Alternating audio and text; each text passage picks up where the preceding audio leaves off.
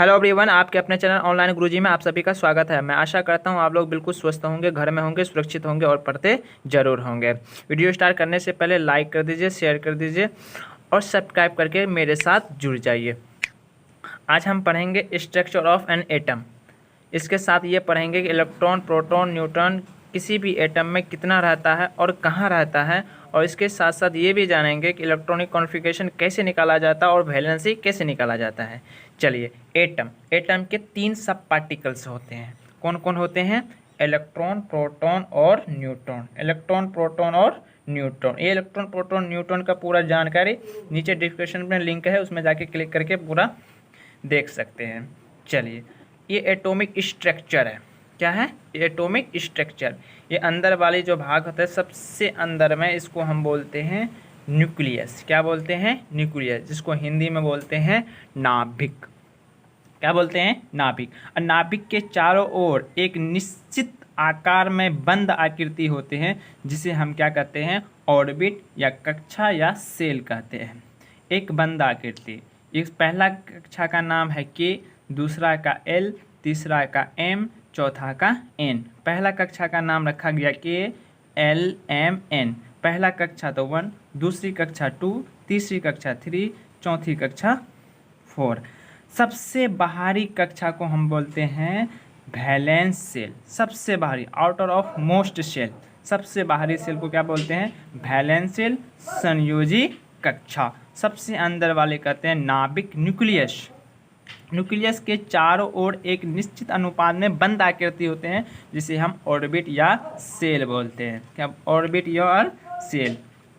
चलिए, अब हम जानते हैं number of electron in shell orbit. किसी भी कक्षा में मैक्सिमम कितना इलेक्ट्रॉन रह सकता है?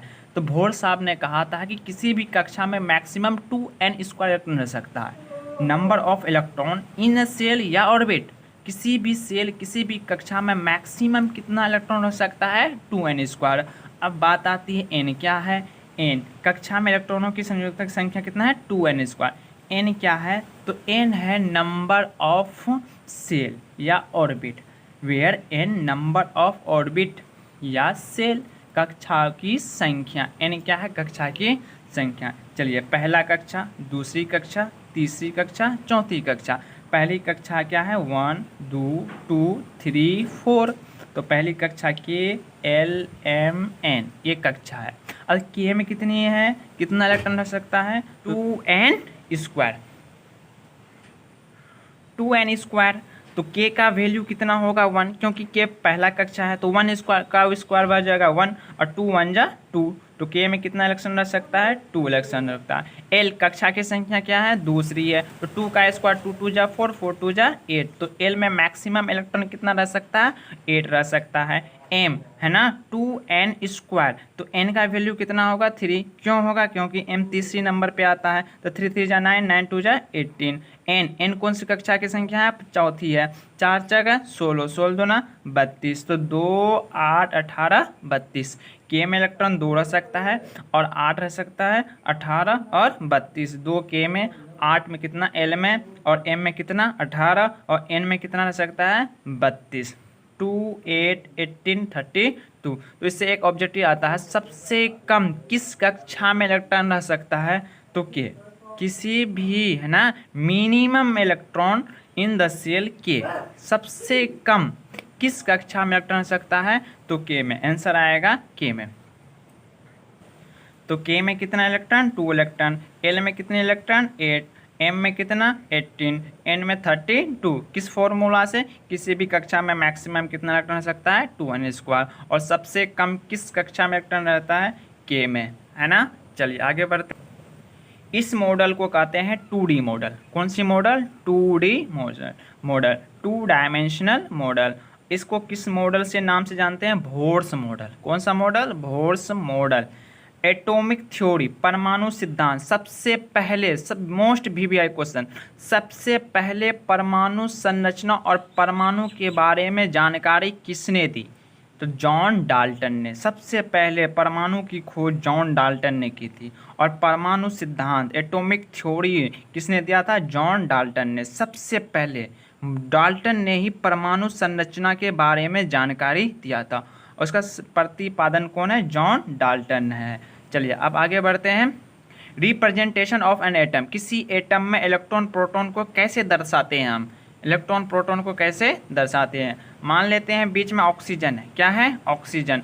पैरों की तरह हम क्या है? एटॉमिक नंबर दर्शाते हैं नीचे पैरों की तरह, और सिर पे क्या दर्शाते हैं? एटॉमिक मास, है ना। परमाणु दरमियान ऊपर और परमाणु संख्या नीचे, एटॉमिक नंबर, एटॉमिक मास। जैसे सोडियम, सोडियम का एटॉमिक नंबर कितना होता है? 11, और एटॉमिक मास कितना होता है? 23। तो एटॉमिक नंबर को हम जेड से दर्शाते हैं, किससे? जेड से। और एटॉमिक मास को किससे दर्शाते हैं? ए से।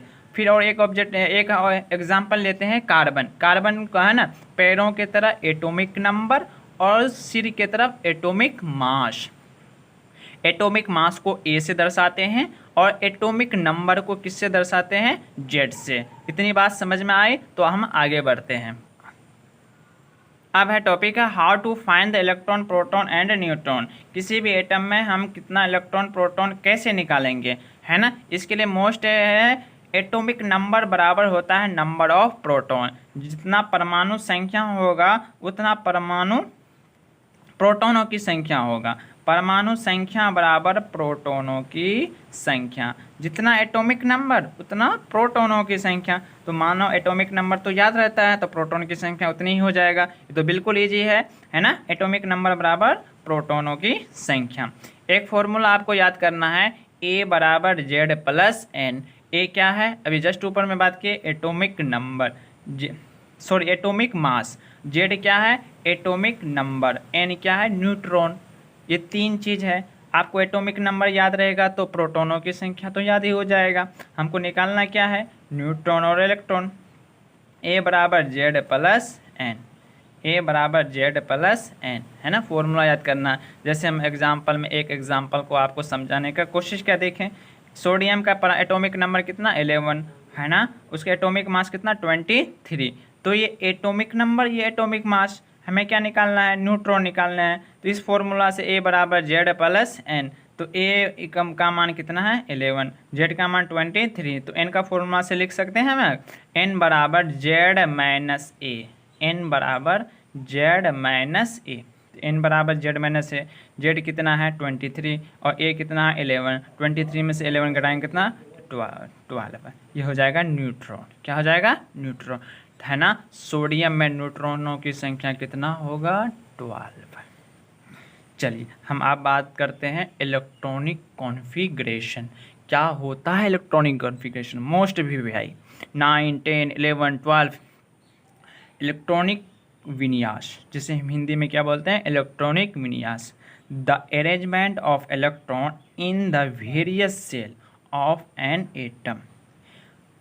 कोई बोलेगा क्या इलेक्ट्रॉनिक कॉन्फ़िगरेशन क्या होता है? तो हम बोलेंगे arrangement of electron in the shell, various shell, shell various shell. Shell तो बहुत होते हैं, KLMNO ऐसे बढ़ते जाता है। तो वेरियस सेल में अरेंजमेंट ऑफ इलेक्ट्रॉन। अपने मन से हम किसी भी सेल में ना इलेक्ट्रॉन नहीं रखते हैं, 2n² पे डिपेंड करता है। n क्या है? कक्षा की संख्या है। तो कक्षा की संख्या का स्क्वायर कर देंगे, 2 से मल्टीप्लाई कर देंगे। किसी भी कक्षा हो, वो 100 हो या 9 हो, 5 हो, कुछ भी हो। तो है the arrangement of electron in the various shell of an atom element in known as the electronic configuration. The element, उस एलिमेंट को हम क्या बोल देंगे?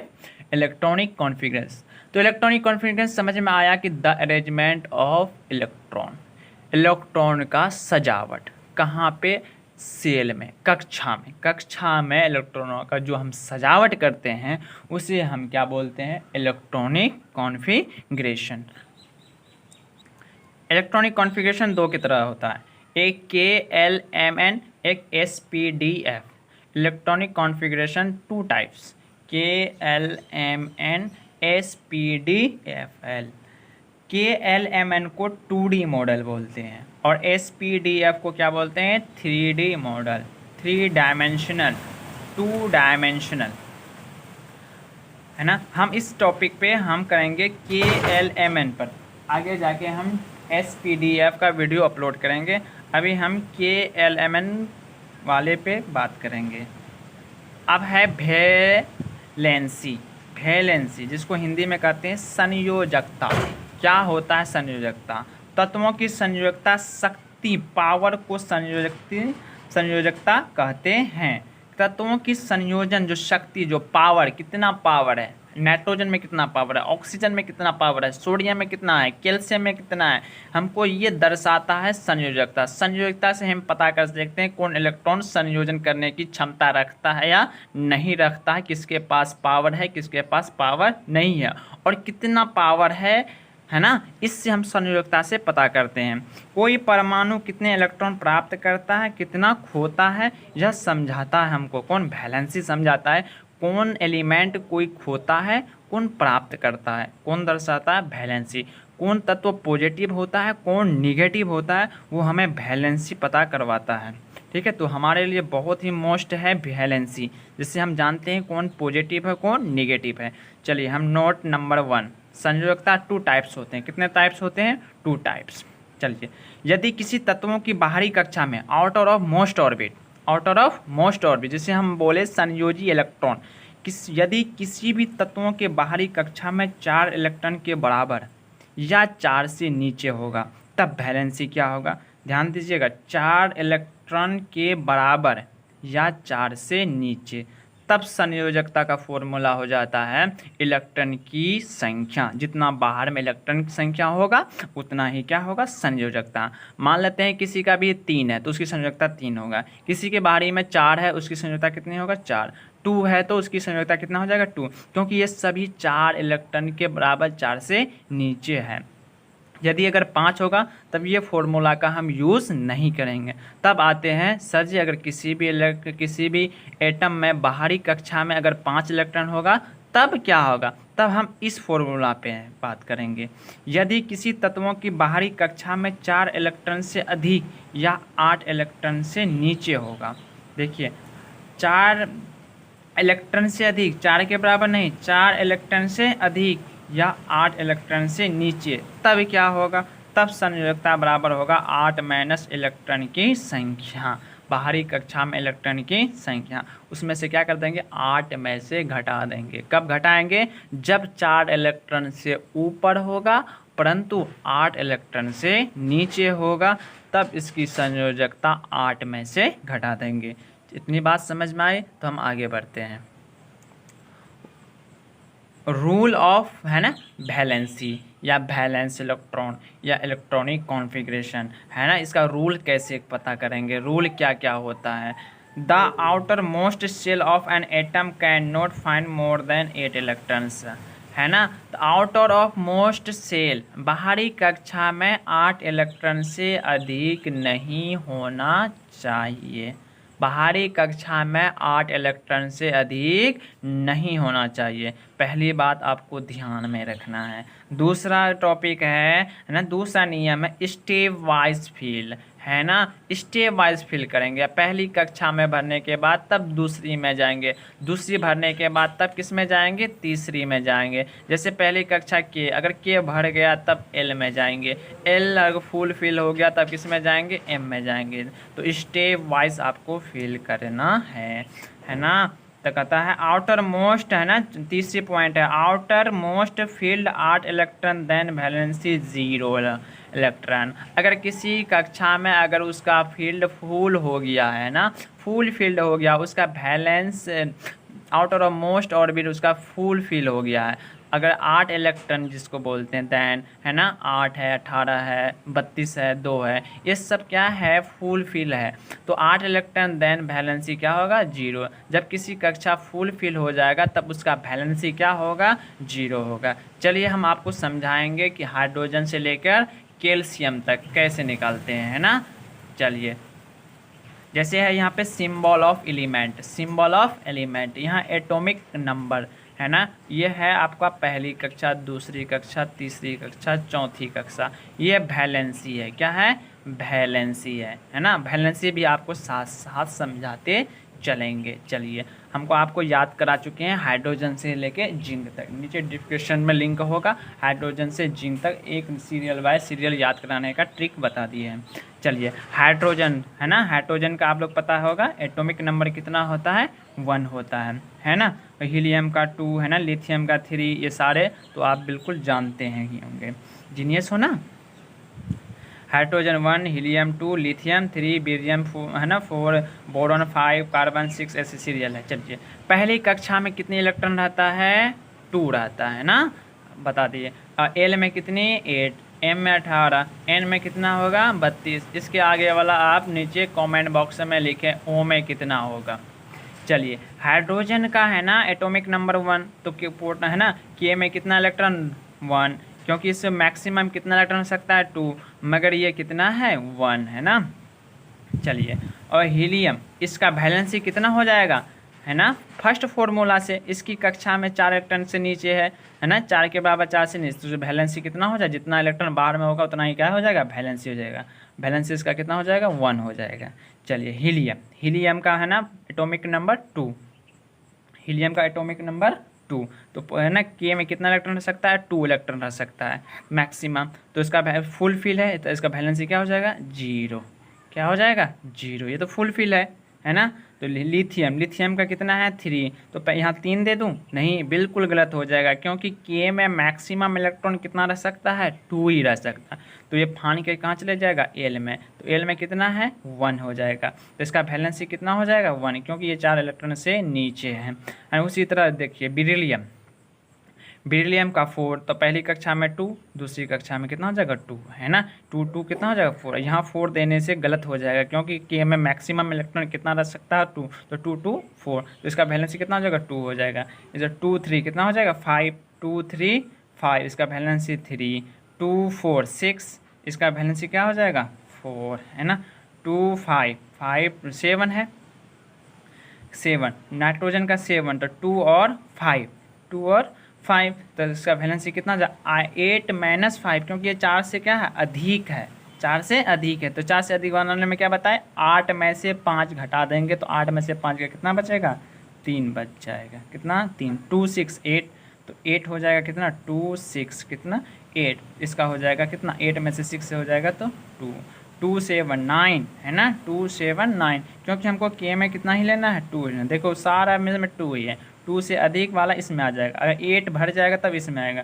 2 7 9, 8 में से 7 का कितना हो जाएगा? सॉरी 1 2 8 है ना। ये फुल फिल है, क्या है? फुल फिल है, क्योंकि एल में मैक्सिमम इलेक्ट्रॉन कितना रह सकता है? 8, तो ये फुल फिल है, इसका वैलेंसी क्या हो जाएगा? 0, क्योंकि कहाँ? आउटर ऑफ मोस्ट ऑर्बिट है ना। 2 8 10 10 और 11 है ना, तो क्योंकि सोडियम नियोन का 10 होता है एटॉमिक नंबर, 2 8 इसका फुल फिल हो गया, तो ये 0 है ना। सोडियम 11, 2 8, यहाँ क्या दे दे? 9, नहीं बिल्कुल गलत, क्योंकि यहाँ मैक्सिमम इलेक्ट्रॉन कितना रह सकता है? 8 ही रह सकता है। 2 8 1 है ना 11, तो 8 में से है ना 1 गया, तो कितना बच्चे? सॉरी इसका एटॉमिक नंबर 11 था है ना। इसका वैलेंसी कितना है? 4 इलेक्ट्रॉन से नीचे है, तो इसका इलेक्ट्रॉन वैलेंसी कितना हो जाएगा? 1 हो जाएगा। इसका कितना हो जाएगा? 2 हो जाएगा। इसका कितना हो जाएगा? 3 हो जाएगा है ना। चलो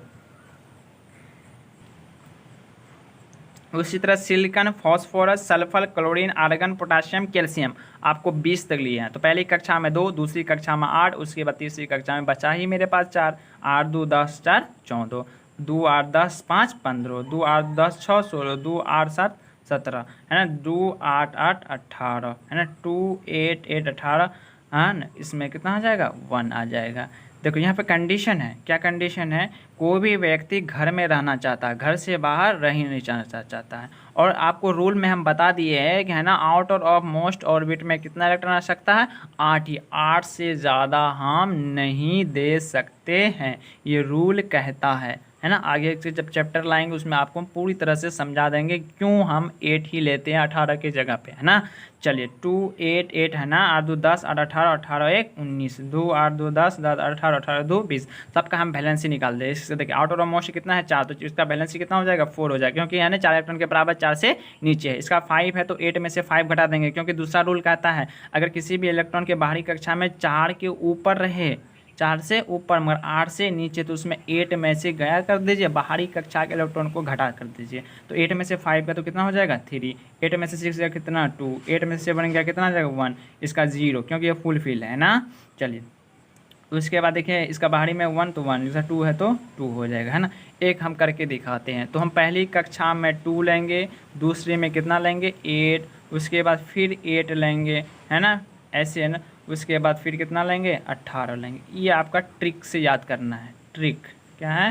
ट्रिक। इसका वीडियो और एक अपलोड होगा इलेक्ट्रॉनिक कॉन्फ़िगरेशन, जो 5 मिनट के होंगे और बिल्कुल ट्रिक के साथ आपको समझाएंगे। जैसे है ना, जैसे हमको एक सोडियम है, कितना है? सोडियम। सोडियम का एटॉमिक नंबर 11। पहले क्या लेना है? 2। उसके बाद क्या लेना है? 8। 2 8 कितना? 10। मेरे पास कितना बचा? 1। तो 10 कितना? 1 11 हो गए। जैसे कैल्शियम है ना, कार्बन को लेके दिखाते हैं। कार्बन का एटॉमिक नंबर 6। तो पहले कितना लेना है? 2। उसके बाद कितना लेना है? 8। ये बिल्कुल गलत, क्योंकि 8 2 10। कार्बन का एटॉमिक नंबर कितना? 6। तो 2 और 4। अच्छा लगे तो लाइक कीजिए, शेयर कीजिए और कमेंट कीजिए। मैं आपका राशि सर आपसे विदा लेता हूँ। मिलता हूँ next video. Thanks for watching.